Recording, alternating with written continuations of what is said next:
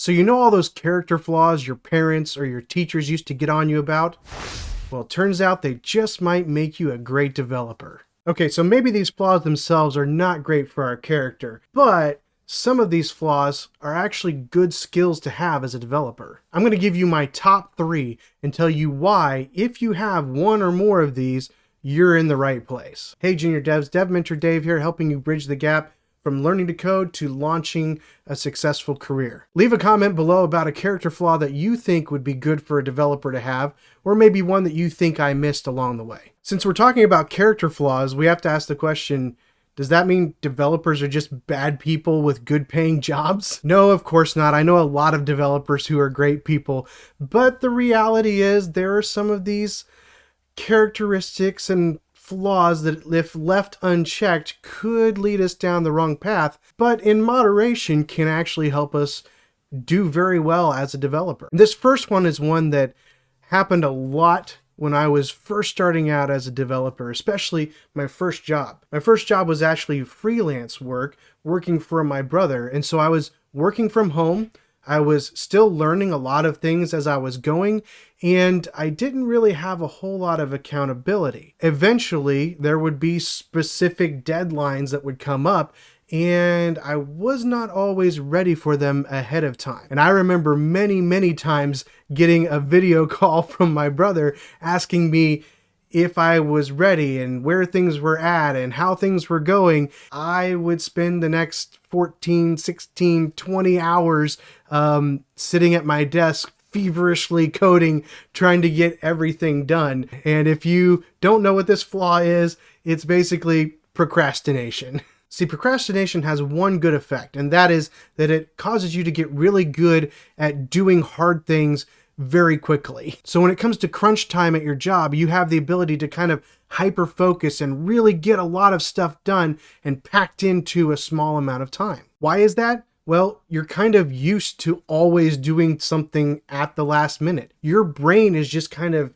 tuned to being able to take all of the distractions away and super focus in on what you need to figure out. And somehow it just kind of kicks into a higher gear and you just start knocking things out. It's been amazing to me over my career, the times that I have really had to get something done. Normally it might take me a day or two and I get it done in just a couple of hours. Now, it's not that if it took me 2 days to do, I was being lazy. It's just that having that pressure, which you don't want all the time, but having that pressure, I'm able to jump in and get something done when it has to get done. And if you're a procrastinator, you're kind of used to doing that already naturally. But there is a bad side to being a procrastinator, and that is oftentimes you waste a lot of time that you could be using to better yourself and be better for your company or organization that you're working for. So if you have the tendency to be a procrastinator, you need to make sure that you take the time and plan out your day and set up a specific sequence of events that you're going to go through each day to make sure that you're getting your work done in a timely manner and that you're not wasting time. Plus, the problem with being a procrastinator is it creates a lot of stress. If you're constantly waiting till the end to do things, or if you're constantly in those crunch time settings, that's a lot of stress, and that puts a lot of pressure on your body, on your mind, on your spirit. So procrastination is a great character flaw for a developer, especially when it comes to crunch time. But if you don't keep control of it, it's going to bite you in the end. The second character flaw that really good developers have is one that, to be honest with you, my wife really does not like. She has this statement about me that I can never admit that I'm wrong. I will argue till I'm blue in the face, till I'm running out of air, till I'm falling on the floor. I will argue and argue and argue all the way to the end, even when the point is very clear that I have completely lost and that I don't know what I'm talking about. It doesn't matter. I'm going to stick to my guns. I'm going to see it all the way through until the end, until there is nothing left, and I am just wrong. The second flaw that actually is really good for developers is stubbornness. Unlike arguments with my wife, oftentimes we have to have arguments with our code. You may not know this, but code doesn't always work the first time when you try it. In fact, often you'll end up working through a series of bugs, a series of issues in the same section of code that you just wrote that in your mind should work perfectly. If you're not somebody who's a little stubborn, then you might just give up and go do something else and decide this is not the job for me. But if you're a little bit of a stubborn person and you come across a piece of code that doesn't want to work the way you want it to work, well, you just kind of start digging your heels in and you start digging your fingers in and you start fighting it and fighting it and fighting it. And honestly, that's what you have to do a lot of times when it comes to bugs in your code. You just have to keep going after it over and over and over and killing one bug and killing another bug and then taking out another bug. You have to be a tenacious person. You have to be a stubborn person, somebody who's not willing to give in and say, you win. We don't want our code to win. We want to win. And we win when our code works. The problem, of course, with stubbornness is that stubbornness with code is great, but stubbornness with relationships, other developers, that can begin to be a problem. If you're the type of developer who is stubborn about doing things their way rather than the way that the company wants, or not listening to other people's input, even on the bugs that you're working on or the code that you're working on, if you're stubborn in your relationships, that's going to be a problem. In order to be a great developer, you need to have some stubbornness towards your code